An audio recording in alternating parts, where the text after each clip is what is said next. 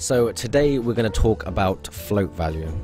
Now float value is basically the wear or the exterior of a weapon put into a value, okay, into an exact value. And you can find this very easily within the Steam API. There's lots of websites that do it for you. And today I want to talk about the M9 Knight in particular because it has a very large gap in between the field tested and the minimal wear. And that's what you're sort of looking for. Anything that shares these sort of similarities where the field tested is quite cheap and the minimal wear is very expensive, and you can find field testers that look as good as minimal wears, and you can back that up with the float value, then it's easy profit. So I want to talk to you a bit about how that works today. Let's go straight to the website. So when you use CSGO Exchange, it's a really easy website that you can use to calculate your float value. So you go in here, you put in your Steam ID. I'm going to put in my Steam ID. Make sure it's not your username, but your profile link or your Steam ID. Okay, now sometimes it's going to be erroring out. There's a lot of people trying to use it. So it's going to refresh it a couple of times until you get it to work.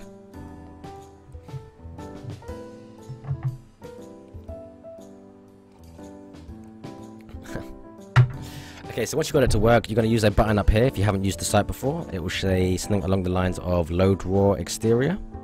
You're going to click on that button, and at that point it's going to give you the API for all of the skins you have here. So you can see this is a minimal wear, and then you have this bar chart here. Now this bar chart is showing the exact wear of the item in a numerical value.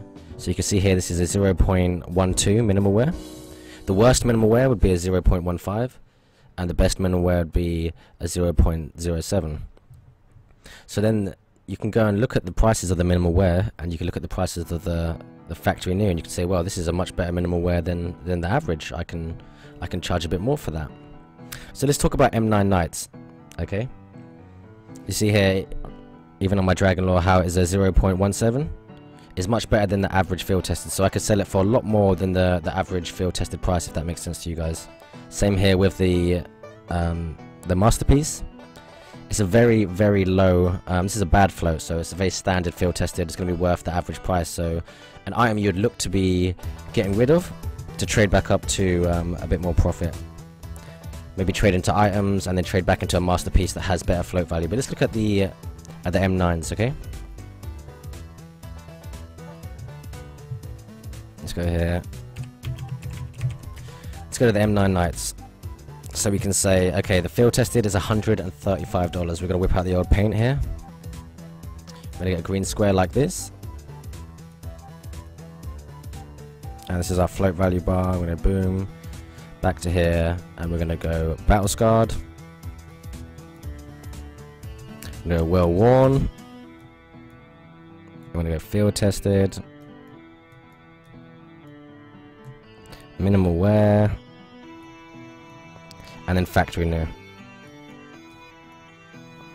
Okay, so we can go back to the marketplace here, and we can say, okay, the field tested is $135. Okay, so field tested.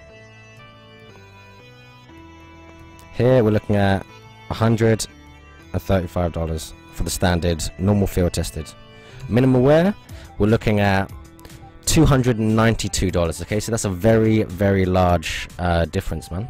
So we go back to here, we can go beginning of the minimal wear, $292. Okay, so that means when you go on the website and you go look at, let's say you look at your field tested M9 and it has a 0.17 float value like this one here, okay, you can be like, okay, sweet.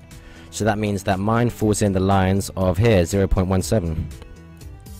That means I can charge a lot more than $135 for this. Okay, now you're not going to be able to charge the same price as a minimal wear, otherwise someone's just going to say, I'm alright mate, I'll get the minimal wear, okay? But you are going to be able to charge a lot more than the field tested for the people that want the M9 Knight skin, but they don't want to pay as much for the minimal wear, or they haven't got enough money to pay for the minimal wear.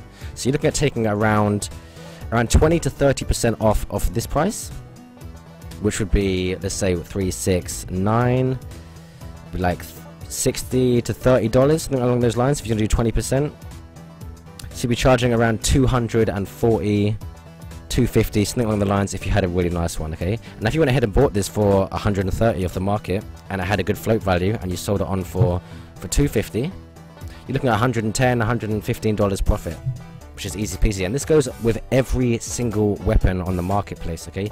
Every single weapon has the same thing. So the best way to make profit is just look for the biggest gaps. Whichever items have the largest gaps between the field tested and the minimal wear, or the well worn and the field tested, whatever it is, the larger the gap, the more profit that you can make.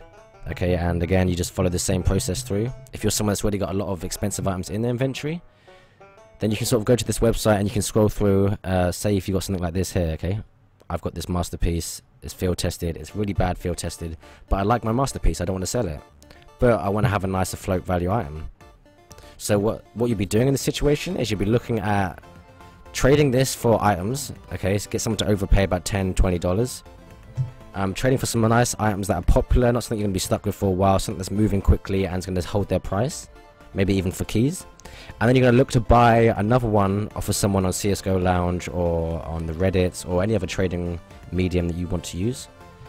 And you'll be checking their profiles in the inventory checker, and then finding yourself a nice float one. Now you do this with all of your inventory. You go through, you find everything, and you say, okay, I'm going to sell this and get a better one, In the next couple of months, when float value becomes a more common thing, you're going to make a shit ton of profit. Okay, there's going to be collectors, there's going to be rich people, there's going to be all sorts of people that want to pay the extra money for the nicer items. Okay.